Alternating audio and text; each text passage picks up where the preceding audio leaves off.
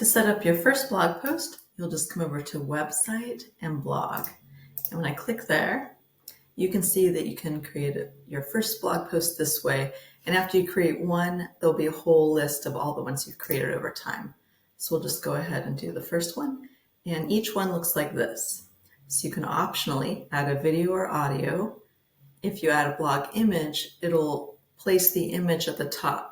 If you add a video or audio, it'll place either one of those at the top. So you'll, of course, have a title of it, and the actual content will be added here. And you can see all the options for editing, similar to an email. You can add a little SEO help by giving the image some kind of name that is related to your SEO keywords. Optionally, you can use tags so you can categorize your blog posts by particular subjects. And then down here, you can choose the URL, or it will automatically assign you a URL based on the title. So if your title says this title here, the URL will show up down here as this -title -here. So you can readjust that if you'd like to include keywords instead in your URL. Down here, the page title, it'd be similar to something up here, but remember, everything you're doing down here in SEO and sharing is for Google search. So you want to keep that in mind. And then page description is very short. You can see it only has 160 characters.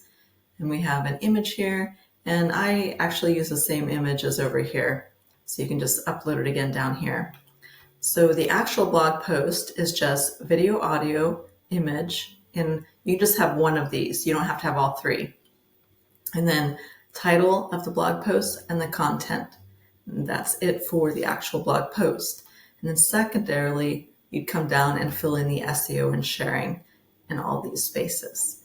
And then as well as right here. And then if you want to add tags, you don't have to do tags, but if you want to do that, you can categorize your blog post by subject here. And then after you've created your blog post, it'll show up, like I said, in list format. You'll publish it. And where you'll see it is over here under website pages. And there are actually three parts to the blog. There's the blog search page, there's the actual blog overall, and then when you click on one post in general, it goes to the blog post page. So you see this is the overall blog page, and then the individual blog post pages, and then the blog search. So as far as the blog post page, you actually only need to edit it once. Once it's edited, it applies a sort of template for each blog post that you're doing. So let's go in here. And this blog post, the blog page overall, is very similar to editing the blog post page. So you can just do the same thing for both of those. So just click on all three and edit them accordingly. And remember, under website pages, anytime you edit the header or the footer, it changes the header and footer on all the pages. So if you come into the blog post page and you edit the header and footer, you don't need to do it on the other pages in the list. So you'll just come in here, click in the header, and you can see all the options. Currently, there's a logo, there's the menu, the user menu. The user menu is, sometimes it'll say login up here and not have a picture, but it's whoever is the student, your client here, they will show up right here, not you. So it's only me up there because I'm logged in as me. And then optionally, you can have some social icons, but this is where they would click to log in to go and access the library and all the content you've created for them. And then optionally, you can have the title of the blog up here. If you don't want that, you just click here, roll to the bottom and delete it. And then as far as blog posts, they will all show up around here. And there are different ways you can display it by a list. 2-column grid, where there's 2 side by side, 3-column grid, 3 side by side, media on the left, which is going to be a picture here, and a little description about the blog post here, sort of like a preview. Or you could do media on the right, where the description would be here, and then the image would be a little bit on the right. So it's your choice how you like to display your blog.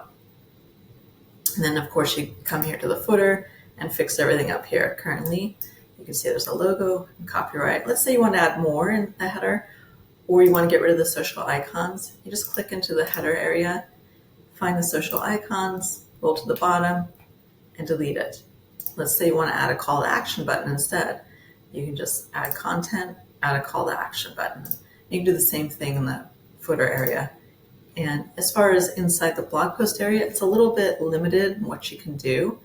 You can see all the options, whether you want to show the date. If you want like an evergreen blog post overall, blog container overall, then you might not want to show the dates. If it's evergreen and it's not like it matters that it's 2024 or maybe you wrote it in 2022, if it really doesn't matter, I would turn the date off. Unless you're going to be regularly posting and you're going to be on top of it, keep it on.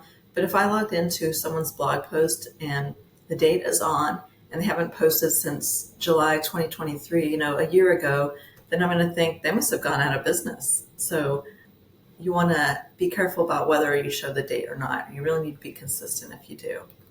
You can see, just run through all the options. And as far as the sidebar container, that's valuable real estate for, you can add, I would add custom block, and you can see how it shows up. You can put a picture of your freebie here, describe it, describe call to action to grab it. And you can also do the same thing at the bottom of all your blog posts. You can see down here, sidebar containers. You can add, option. Just kind of click around and play with things, really. But the idea is just to come in and make it your own. Make sure, a lot of people forget this. If you see how it says 2024 Kajabi, when you click there, you can put the name of your company in there. This is probably the biggest thing that I often see missed. And as far as this powered by Kajabi here, you can eliminate it by, sometimes depending on the plan you're on, you can come down in the main navigation to settings, and under the first one, site settings, if you click there and roll to the bottom, you'll see branding, and that's where you can remove that if you'd like.